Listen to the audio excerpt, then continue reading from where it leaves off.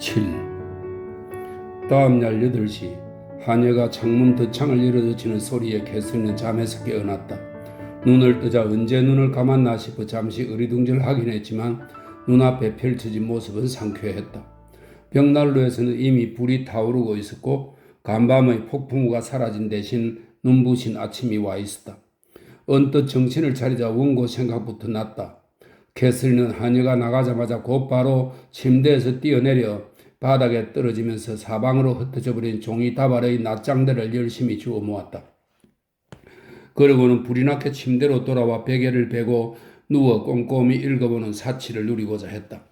그녀는 이 종이 다발이 전율을 느끼며 읽었던 책들 정도의 분량이 못 된다는 것을 한눈에 알아보았다. 작은 낱장들로 구성되어 있는 듯한 그 종이 다발은 워낙에 크기 자체가 신통찮은 데다 처음에 생각했던 것보다 훨씬 적었다. 그녀는 개걸스러운 눈길로 재빨리 한 페이지를 훑어보았다. 그리고 그 내용을 보고 뒤로 넘어갈 뻔했다. 이게 도대체 가능한 일인가? 도대체 눈을 의심할 지경이 아닌가? 그녀 앞에 놓인 것은 조악하고 현대적인 글씨로 적힌 속옷 목록 같은 것이 전부인 듯했다. 눈에 보이는 증거를 믿어야 한다면 그녀는 세탁소 영수증을 들고 있었다. 그녀는 다른 낱장을 집어들었는데 그 역시 물품 내역이었고 세 번째, 네 번째, 다섯 번째까지도 새로운 것은 나오지 않았다. 줄줄이 셔츠, 스타킹, 넥타이, 조끼 순이었다. 다른 두 장도 같은 필체로 적혀 있었는데 편지지니 머리 분이니 구두끈이니 반바지 세탁용 비누 따위의 더 흥미롭다고 할 수 없는 지출 경비가 표시되어 있었다. 그리고 다른 낱장들을 싸고 있는 큰 종이에는 첫 행에 밤색 앞말에 스포를 할 것이라고 떡하니 적힌 것으로 보아 말 편자공의 영수증이었다. 그녀를 기대와 경계심으로 가득 차게 만들어서 밤의 휴식 절반을 앗아가버린 종이 뭉치는 바로 이런 것이었다. 그제야 하인 하나가 무신경하게 그곳에 둔 것이 아닌가 하는 생각이 들었다. 망신스러워서 쥐구멍이라도 찾고 싶은 심정이었다. 괴짝을 두고 그렇게 난리를 치고도 배운 것이 없었던 걸까? 누워있던 그녀의 눈을 사로잡은 괴짝의 모서리가 벌떡 일어나 그렇다고 판결하는 것 같았다. 그녀가 터무니없는 공상에 빠져 있었다는 사실보다 명백한 것은 어디에도 없어 보였다. 수세대 이전의 원고가 그런 방에서 그렇게 현대적으로 개조되어 사람이 거주하게 된 방에서 발견되지 않고 남아있을 수 있다고 생각하다니. 누구라도 열쇠에 접근할 수 있는데 자기가 처음으로 캐비넷을 연 사람이라고 생각하다니. 어떻게 그렇게 자신을 속여 넘길 수 있었을까? 제발 헨리 틸리가 이 멍청한 짓을 알지 못해야 할 텐데. 따지고 보면 이렇게 된 데는 그의 탓도 없지 않았다. 그 캐비넷이 그가 그녀의 모험을 설명한답시고 동원한 것과 정확하게 일치하지만 않았더라면 그녀가 그것에 대해 눈꽃만큼이라도 호기심을 느꼈겠는가 말이다. 이것이 마침 떠오른 유일한 위안거리였다. 그녀의 어리석음을 말해주는 저 밉살스러운 증거품. 이제는 침대 위에 흩어져 있는 저 가정스러운 종이들을 어서 빨리 없애버리고 싶어서 그녀는 바로 일어나 그 종이들을 가능한 한 전과 똑같은 형태로 접어서 캐비넷 안쪽에 같은 곳에 집어넣었다. 행여나 달갑지 않은 사고로 그것들이 다시 전면으로 나타나서 치욕을 곱씹는 일이 일어나지 않도록 진심으로 기원하면서 말이다. 그렇지만 자물쇠들이 왜 그렇게 열기가 어려웠던지 그 이유는 여전히 마음에 걸렸다. 지금은 너무도 손쉽게 다룰 수 있는데 말이다. 여기엔 분명 무언가 비밀이 있는 거야 하는 생각에 잠시 들뜬 기분에 잠기기도 했다. 그러나 문이 애초 열려 있었는데도 자기가 그것을 다시 잠가버린 장본인이었을 가능성이 뇌리를 스치면서 그녀는 또다시 얼굴을 붉히고 말았다. 그녀는 스스로 불쾌한 기억을 자초하고 만 그 방에서 얼른 빠져나와서 틸리 양이 전날 저녁 위치를 가르쳐준 조찬 씨를 향해 걸음을 재촉했다. 방에는 헨리가 혼자 있었다. 헨리는 보자마자 자기네가 사는 건물의 성격을 장난스레 언급하면서 폭풍우에 잠을 설치지 않으셨기를 바란다고 말했다. 그런 인사를 들으니 죽을 맛이었다. 허약한 꼴을 보이고 싶은 마음은 추호도 없었다. 그렇지만 아주 시치미를 뗄 수는 없었던지라 바람 때문에 조금 깨어있긴 했다고 시인할 수밖에 없었다. 그렇지만 바람이 지나고 나니 이렇게 아름다운 아침이 오네요. 그녀는 그 화제에서 벗어나고 싶어서 이렇게 덧붙였다. 폭우도 불면도 지나고 나면 아무것도 아니죠. 정말 아름다운 히아신스네요. 저는 요즘 와서 히아신스 보는 기쁨에 눈 떴답니다. 어떻게 눈 뜨게 되셨죠? 어쩌다 보니인가요? 따지고 보니인가요? 동생분이 가르쳐 주었어요. 어떻게인지는 모르겠고요. 앨런 부인이 몇 년에 걸쳐서 히아신스를 좋아하게 하려고 애를 쓰셨지만 좋아지지 않더라고요. 저번에 밀섬가에서 히아신스를 보기 전까지는요. 전 원래 꽃에는 관심이 없거든요. 그렇지만 이제 히아신스를 사랑하게 되셨네요. 아주 잘된 일입니다. 새로운 즐거움의 원천을 하나 더 얻은 셈인데 행복을 가져오는 방법은 많이 알면 알수록 좋은 거니까요. 게다가 꽃을 좋아하는 취향은 당신네 여성들에게는 늘 바람직한 겁니다. 여성들을 문 밖으로 불러내고 또 한 번이라도 더 운동을 하게 만드니까요. 히아신스 사랑이야 집안에 살 테지만 누가 알겠습니까? 일단 그런 감정이 생겼으니 때가 되면 장미를 좋아하게 될지. 그렇지만 바깥으로 나가자고 구태여 그런 취미를 가질 필요는 없죠. 걷고 신선한 공기를 마시는 즐거움이야 지금도 충분해요. 날씨만 좋으면 전 제 시간의 반 이상은 나가 지낸답니다. 엄마가 저더러 집에 붙어 있질 않는다고 하실 정도예요. 하여간 히아신스를 사랑하게 되셨다니 기쁩니다. 사랑하기를 배우는 습관은 그 자체로도 대단한 거죠. 젊은 숙녀분이 배우려는 자세가 되어 있다는 것은 큰 축복입니다. 제 동생의 가르치는 방식이 괜찮던가요? 마침 장군이 들어오는 바람에 캐서린은 그 곤란한 질문에 답을 하지 않아도 되었다. 미소를 지으며 인사하는 것으로 보아 장군의 기분이 좋은 것을 알 수 있었지만 자신처럼 일찍 일어나시는가 보다는 말에는 다소 움찔할 수밖에 없었다. 식탁에 앉으니 조찬세트의 우아한 아름다움이 캐서린의 눈길을 끌었다. 마침 그것은 장군이 선택한 것이었다. 안목이 훌륭하시다고 하자 그는 매우 반가워하면서 사실 깔끔하고 소박한 것인데 자국 제품을 권장하는 것이 옳다고 생각한다고 답했다. 신통차는 미각이지만 차의 맛을 제대로 느끼는 데는 스태퍼드시어 흙으로 구운 잔이 드레스덴이나 셰브의 드레스덴과 드레스덴은 독일, 셰브는 프랑스의 지명입니다. 드레스덴이나 셰브의 그것에 못지 않더라. 그렇지만 이것은 2년 전에 구입한 아주 오래된 세트다. 그 이후로 제품이 많이 좋아졌고 지난번 런던에 갔을 때 아름다운 잔들을 몇 세트 보았다. 그런 쪽으로 허영심이 아주 없지만 않았어도 새 세트를 주문할 마음이 일었을지도 모르겠다. 그렇지만 그 자신을 위해서는 아니지만 머지않아 한 세트를 선택할 기회가 있지 않겠나 한다는 등의 말을 늘어놓았다. 그 자리에 있던 사람들 가운데 그의 말을 이해하지 못한 사람은 캐서린이 유일했을 것이다. 아침 식사를 마치자 헨리는 곧 우드스톤으로 떠났다. 그곳에 일이 있어 2, 3일 머물 예정이었다. 그들은 모두 홀에서 그가 말에 오르는 모습을 지켜보았고 조찬실로 돌아오자마자 캐서린은 그의 모습을 한 번 더 볼 수 있을까 하여 창가로 걸어갔다. 너희 오라버니가 마음을 단단히 먹어야겠어? 장군이 엘리너에게 말했다. 보나마나 오늘 우드스톤은 우중충한 모습일 텐데. 예쁜 곳인가요? 캐서린이 물었다. 넌 어떻게 생각하니 엘리는? 다시 한번 말해보렴. 여성이 같은 여성의 취향을 가장 잘 말해줄 수 있겠지. 남자에 대해서도 그렇지만 장소도 그래. 내 생각에는 공평무사한 눈으로 보더라도 꽤 괜찮은 곳이라 인정받을 만하지 않나 싶다만 저택은 남동향으로 멋진 목초지 가운데 서 있고 딸린 채마밭도 훌륭하지. 둘러치어진 담장은 내 아들을 위해서 10년 전에 내가 직접 세우고 또 울타리용으로 어린 과실나무를 심었던 거고 그곳은 가족의 생계용이지요. 몰런드 양. 그곳의 부동산은 대부분 내 소유고 꽤 나쁘지 않게 관리해 온 것으로 미소이다. 헨리의 수입이 여기에서만 나온다 해도 그다지 나쁘지는 않을게요. 이상하게 보일지 모르겠지만 마지 빼고 동생이 둘뿐인데도 그 아이에게 무엇라도 직업이 있어야겠다 생각했어요. 그 아이가 일해서 완전히 손을 떼기를 바라던 때도 있었어. 그러나 당신 같은 젊은 여자들 생각을 바꾸어 놓을 수는 없겠지만 몰런드 양, 아가씨 부친께서는 무릇 청년에게는 일거리가 있는 게 좋다는 내 생각에 동의하실 거요. 돈은 아무것도 아니고 목적도 아니요. 그러나 일자리는 중요하지요.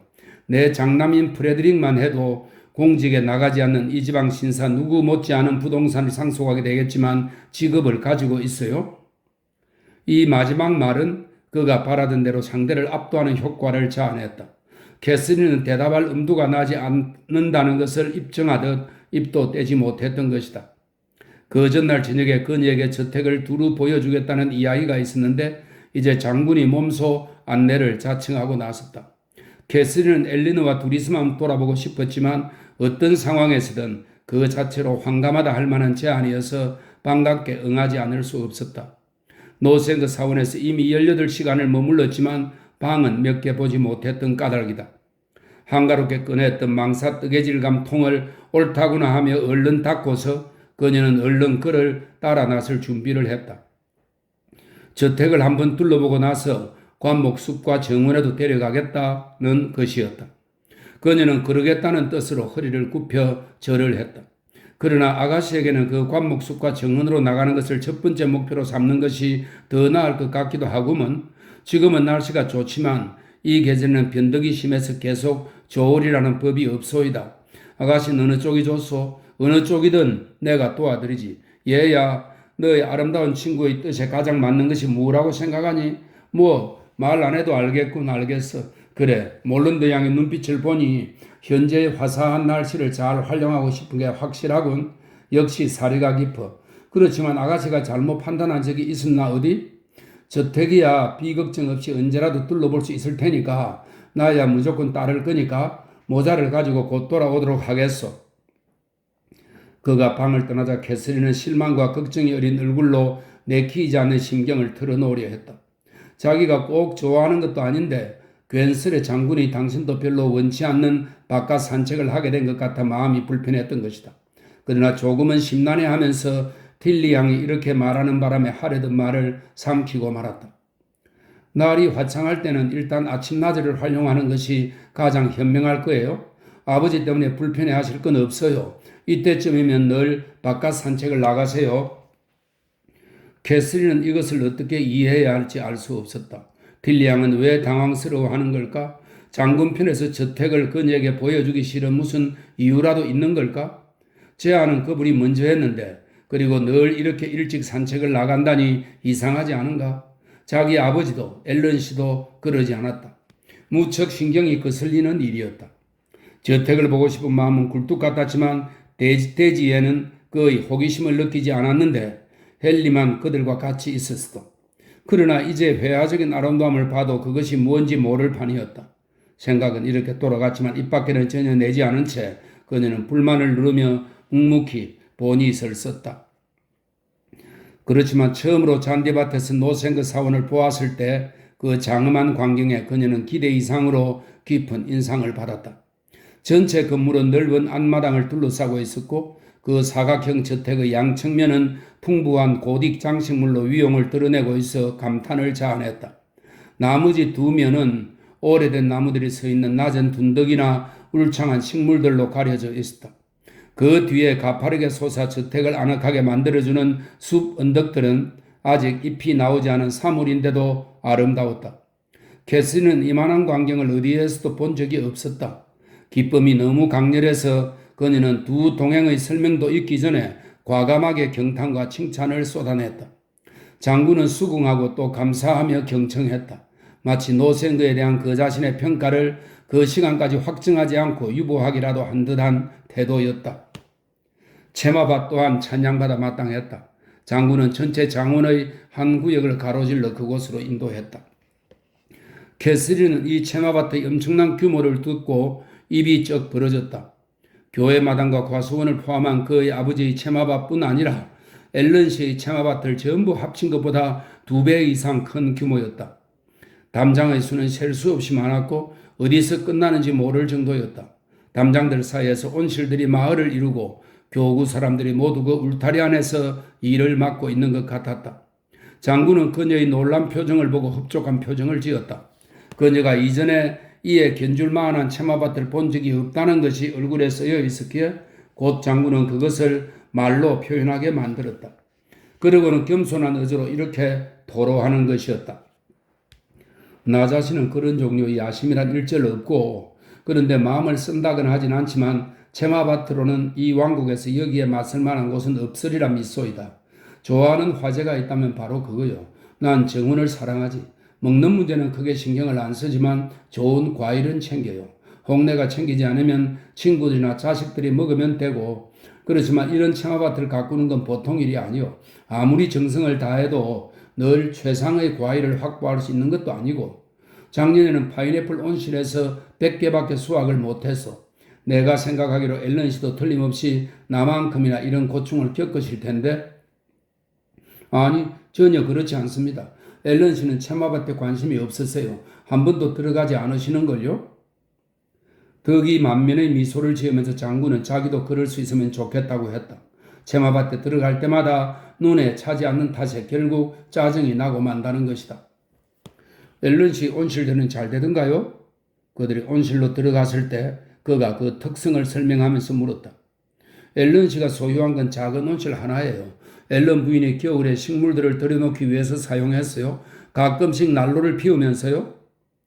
행복한 분이로군. 이렇게 말하는 장군의 표정은 흡족해 보였지만 슬쩍 경멸이 스치고 지나갔다.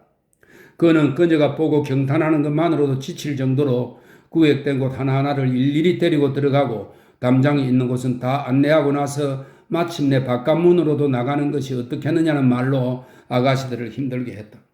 그러고는 최근에 티하우스를 조금 개조했는데 그 결과가 어떤지 한번 살펴보고 싶다면서 만약 몰런드 양이 피곤하지 않으면 산책을 연장해도 좋겠느냐고 제안했다. 그런데 넌 어디로 가고 있니, 엘리냐? 왜 그 차고 축축한 길을 택하지? 몰런드 양이 젖을 거 아니냐? 정원을 지르는 것이 제 일이야. 이 길은 제가 좋아하는 산책로예요. 틸리 양이 말했다. 그래서 늘 가장 가깝고 또 가장 좋은 길이라고 생각하고 있어요. 하지만 축축할 수는 있겠네요. 그것은 좁고 구불구불한 길로 주위에는 오래된 스코틀랜드 전나무 숲이 빽빽하게 들어차 있었다. 캐서린은 그 어둑어둑한 모습에 끌려 들어가고 싶었던지라 장군이 반대 의사를 표명했음에도 어느새 그쪽으로 발걸음을 옮기고 있었다. 그는 그녀가 어느 쪽을 좋아하는지 알아채고는 다시 한번 몸에 좋지 않다고 한마디 했으나 정중하게 예의를 차리는 처지에 더 이상 반대를 하지는 못했다. 그렇지만 그 길로 같이 가지는 못하겠다고 양해를 구했다. 나한테는 햇살은 아무리 쬐도 즐거운 일, 그러니 다른 길로 가서 만나자고 말했다. 그는 돌아서서 갔다. 캐서린은 그와 헤어지자 마음이 너무 편안해져서 스스로도 놀랄 지경이었다. 그렇지만 그 충격이란 것이 실상 해방감인지라 해로울 것은 전혀 없었다. 그녀는 이런 숲이 불러일으키는 달콤한 우울에 대해서 가벼운 마음으로 즐겁게 이야기를 했다. 전 이곳이 특히 마음에 들어요. 그녀의 동행이 한숨을 쉬며 말했다. 어머니가 좋아하시던 산책로였거든요. 캐서린은 가족들이 틸리 부인 이야기를 하는 것을 들은 적이 없었던 터라 이 아련한 추억에 흥미가 일었고 안색부터 달라지면서 관심 어린 표정으로 그녀가 더 말해주기를 가만히 기다렸다. 어머니와 이 길을 자주 걸었지요. 엘리너가 덧붙였다. 그때는 별로 좋은 줄 몰랐는데 그 뒤로 좋아하게 되었어요. 그 당시에는 어머니가 왜 이 길로 다니시는지 의아했죠. 그러나 지금은 어머니와의 추억이 담긴 이 길이 소중하게 생각해요. 그렇다면 남편에게도 소중해야 하지 않을까? 캐서린은 생각했다. 그렇지만 장군은 이 길로 들어오려 하지 않았어. 틸리 양이 계속 침묵을 지키고 있어서 그녀는 이렇게 말해보았다. 어머니가 돌아가셔서 많이 힘드셨겠군요. 많이 힘들었는데 갈수록 더해요. 상대가 낮은 목소리로 말했다. 그 일이 있었을 때 제 나이는 고작 13살이었어요. 그 또래 아이가 느낄 만큼의 상실감을 느꼈겠지만 그때는 그것이 어떤 상실인지 알지 못했고 알 수도 없었어요. 그녀는 잠시 말을 멈추었다가 단단히 마음먹은 듯 이렇게 덧붙였다.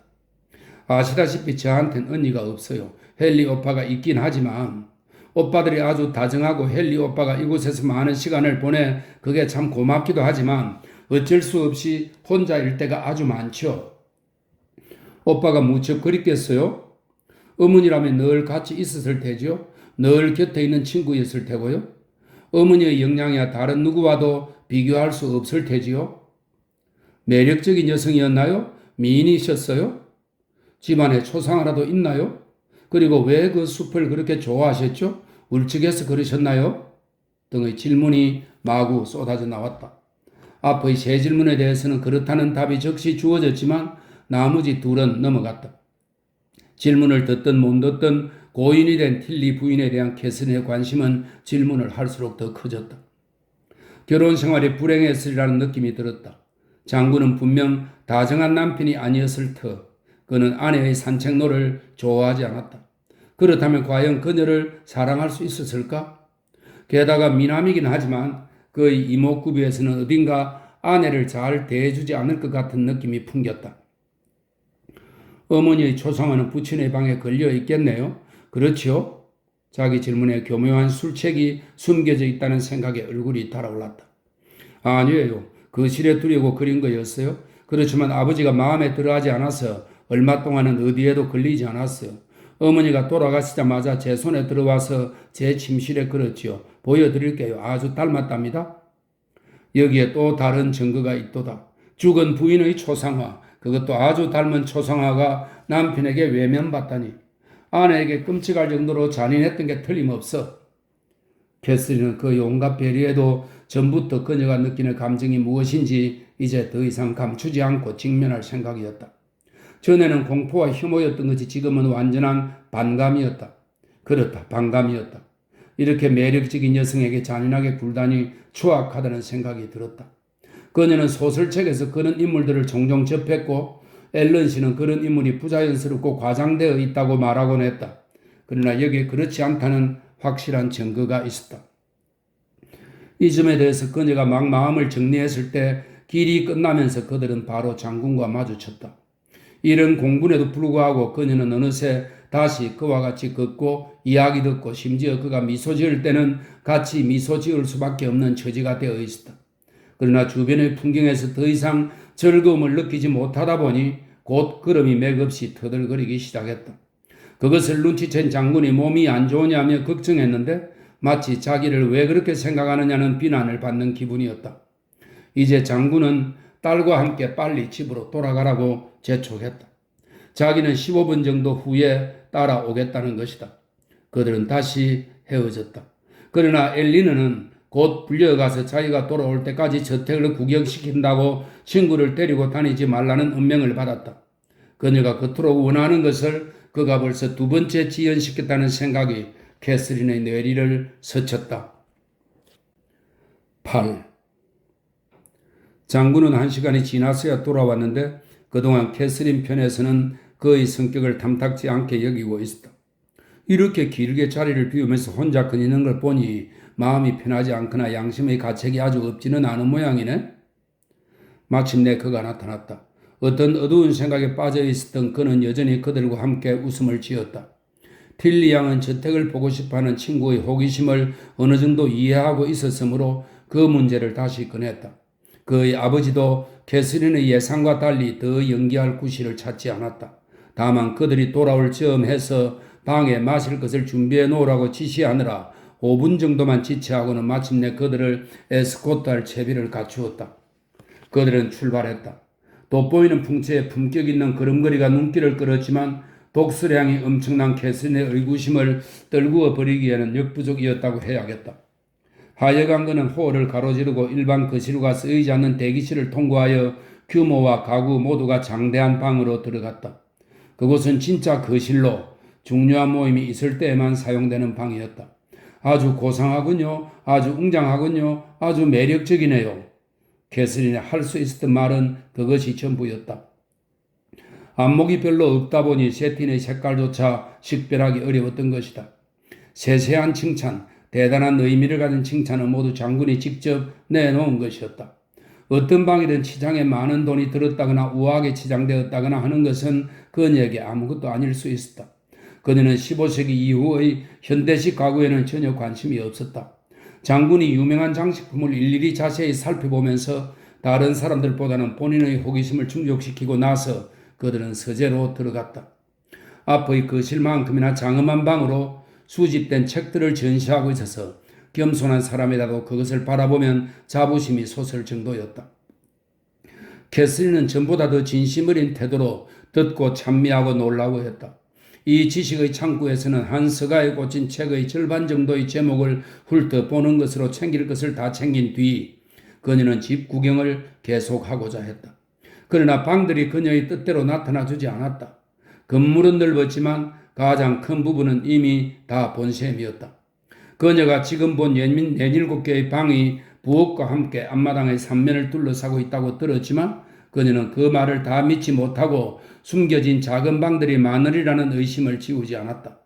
그렇지만 그리 중요하지 않은 몇몇 방을 통과하여 일상적으로 사용하는 방들로 돌아가기로 한 것에 약간은 안심이 되었다.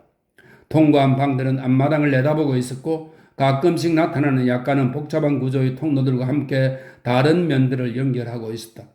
그리고 앞으로 나아가는 가운데 그녀는 더욱 위안을 얻었다. 한때 회랑이었던 곳을 밟고 있다는 이야기를 듣기도 했고 아직 남아있는 수도실의 흔적들도 지적해 주었고 열려 있지도 않고 설명도 없었던 서너 개의 문들을 자세히 들여다보기도 했다. 이어서 당구장으로 그리고 장군의 개인방으로 안내되었는데 그 두 방이 어떻게 연결되어 있는지 파악되지 않아서 그곳을 떠나려면 오른편으로 돌아야 한다는 것을 몰랐다. 그리고 마지막으로 헨리가 사용하는 어둡고 작은 방을 통과했는데 그의 책, 총, 외투 등이 여기저기 흩어져 있었다. 식당은 이미 봤고 5시면 늘 보게 되는데도 장군은 그 전부를 하나하나 짚어나가는 즐거움을 포기하지 못했는데 몰른드 양에게 더 확실한 정보를 주기 위해서라지만 정작 당사자는 이곳에 대해 별 의심도 관심도 없었다. 식당에서 재빨리 몇 마디를 나누고 그들은 부엌으로 자리를 옮겼다. 수녀원의 오래된 부엌으로 이전 시절의 육중한 벽에는 도치의 그 얼음이 남아있었고 한편에는 현대식 스토브와 더운 음식 보관용 찬장이 놓여 있었다. 개선의 손길은 여기에만 머무르지 않았다. 요리사들의 작업을 편하게 해줄 새로운 현대식 도구들이 이곳 요리사들의 널찍한 공간에 도입되어 있었다. 그리고 남의 재능만으로는 미치지 못하는 경우 장군 스스로 재능을 발휘하여 부족한 부분을 완벽하게 채웠다. 이곳에 쏟아부은 정성만으로도 장군은 수녀원을 길이길이 빛낸 인물이 되기에 충분할 법했다. 저택에 남아있는 고대의 면모는 부엌의 벽들에서 모두 끝났다. 사각금으로의 네 번째 면은 모두 허물어져서 장군의 부친이 없앴고 그 대신 현재의 모습으로 새로 세워졌다고 한다. 고색 창년한 공간은 여기서 완전히 종언을 고했다. 새 건물은 새로운 뿐 아니라 새 것임을 티나게 드러냈다. 워낙에 가사실 용도로 지어진 데다 뒤로는 마구간으로 막혀 있어서 건축의 통일성 같은 것은 고려할 필요조차 없었다. 나머지를 다 합쳐도 못 당할 가치를 지녔을 것들을 단순히 가정 경제를 위한다는 목적으로 밀어 없애다니. 캐서린으로서는 그 손길에 화가 치밀 수도 있었을 것이다. 장군이 허용만 했어도 그토록 추락해버린 곳을 걸어가는 수모를 피하고자 했을 것이다. 그러나 장군의 허영심은 그의 가사실 배치에서도 드러났다.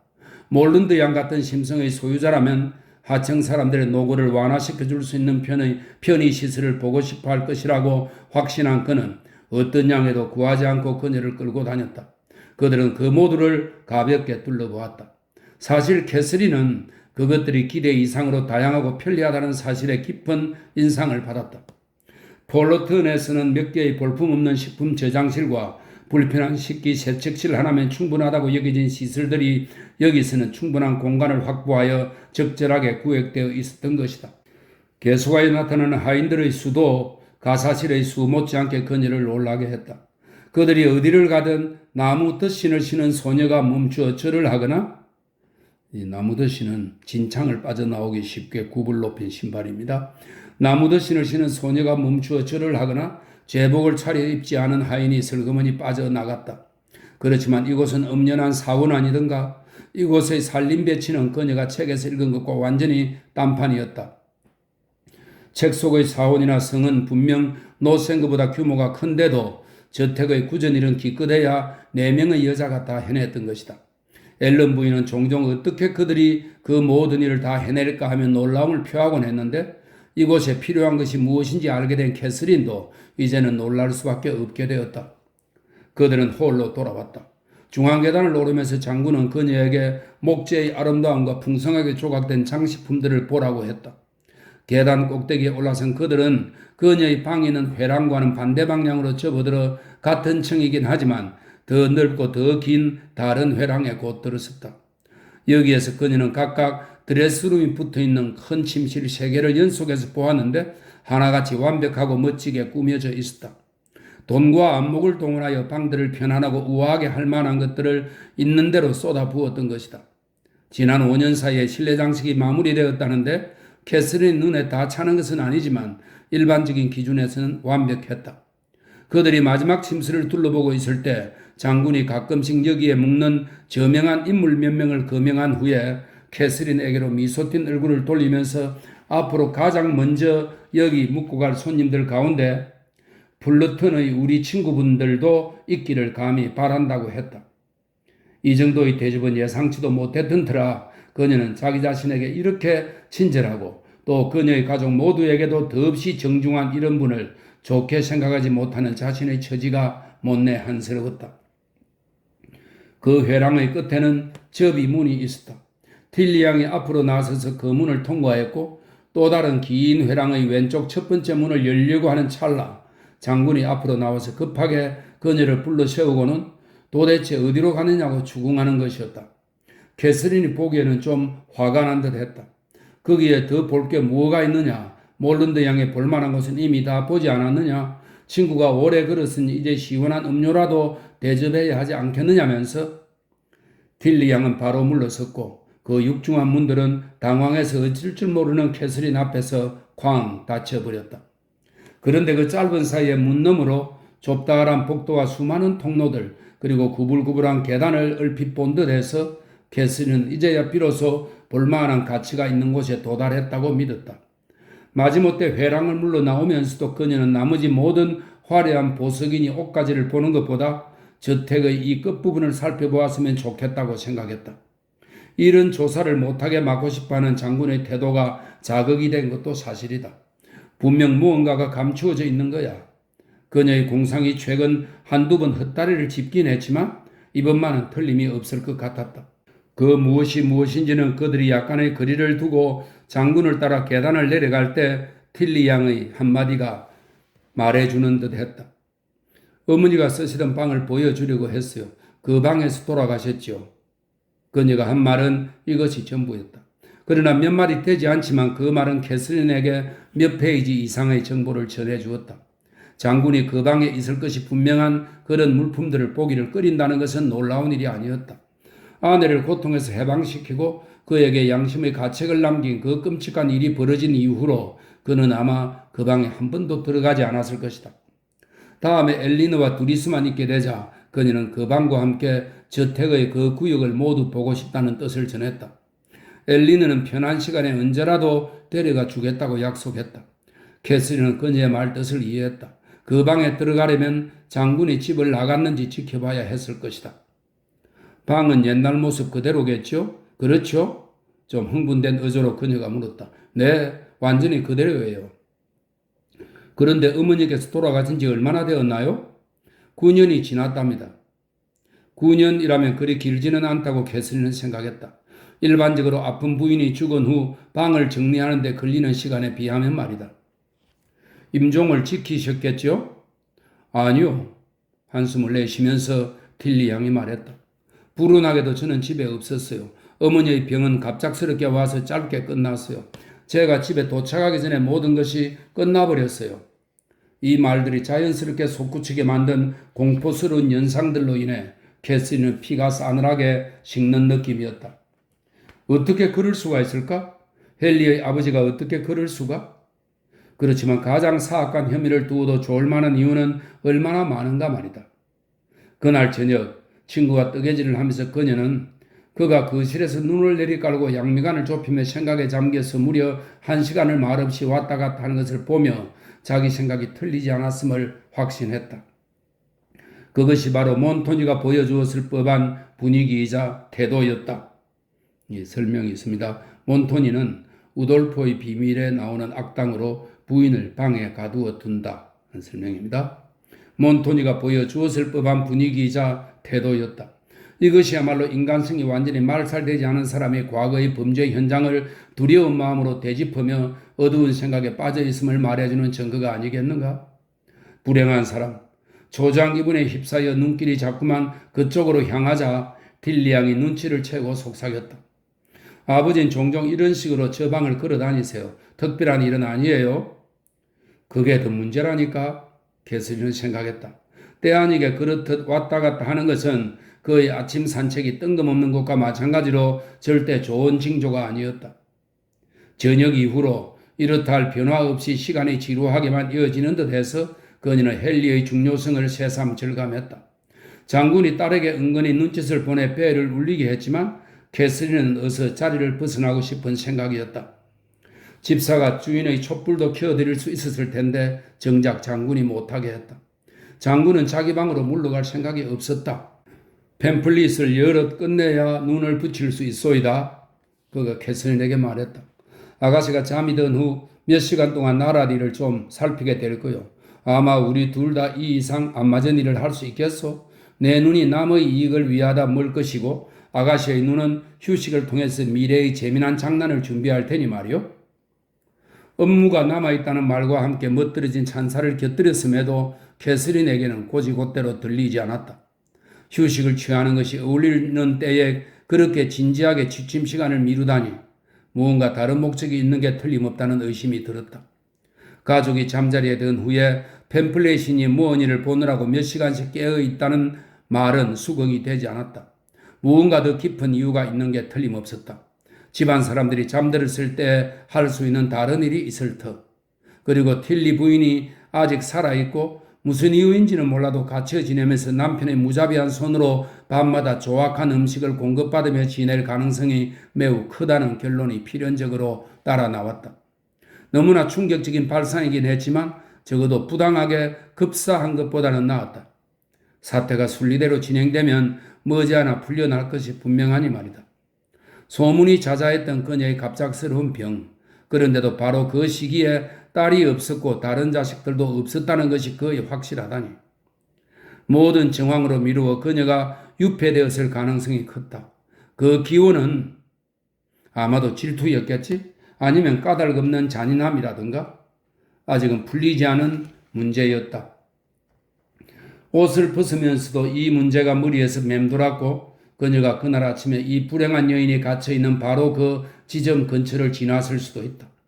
그녀가 고통스러운 하루하루를 보내는 그 방에서 몇 걸음 안쪽에 있었을 수도 있다는 생각이 불현듯 들었다. 저택의 어떤 지역이 여전히 사원의 흔적을 간직한 그곳보다 여인을 가두어두는 목적에 더 어울릴까? 높은 아치형 천장에 보도석이 깔려있던 통로를 지나며 유달리 경외감을 느꼈었는데 그 통로에서 장군이 아무런 설명을 하지 않았던 문들이 있었다는 기억이 났다. 그 문들이 어떤 곳으로든 연결되지 않을까? 그 추정을 뒷받침하기라도 하듯이 이어서 이런 생각이 떠올랐다. 그녀의 기억이 틀림없다면 비운의 틸리 부인의 방들이 있었던 그 금지된 회랑은 이 수상한 작은 방들 바로 위에 있었고 그녀가 얼핏 지나면서 본 그 방들 옆의 계단은 모종의 비밀스러운 수단으로 그 작은 방들과 연결되어 남편의 야만스러운 짓거리를 용이하게 해 주었을 법했다. 아마도 그녀는 빈틈없는 준비 끝에 마취를 당한 채 그 계단 아래로 실려갔을 것이다.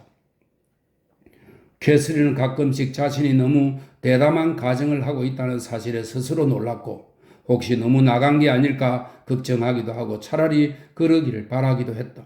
그러나 정황으로 보아 너무도 그럴싸해서 그 가정들을 떨쳐버리기가 힘들었다.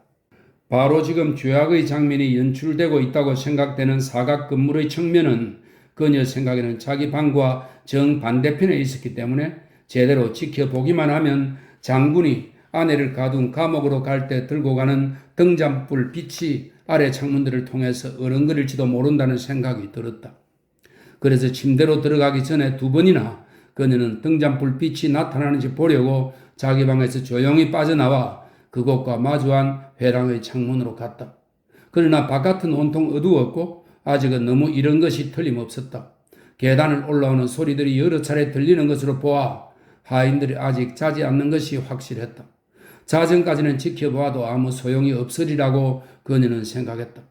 그러나 그 시간이 되면 시계가 12번을 치고 사위가 조용해지면 다시 한번 살짝 빠져나와 살펴보리라. 칠흑 같은 어둠에 금만 집어먹지 않는다면 말이다. 시계가 12시를 쳤다. 그런데 캐서린은 반 시간 전부터 잠에 빠져 있었다.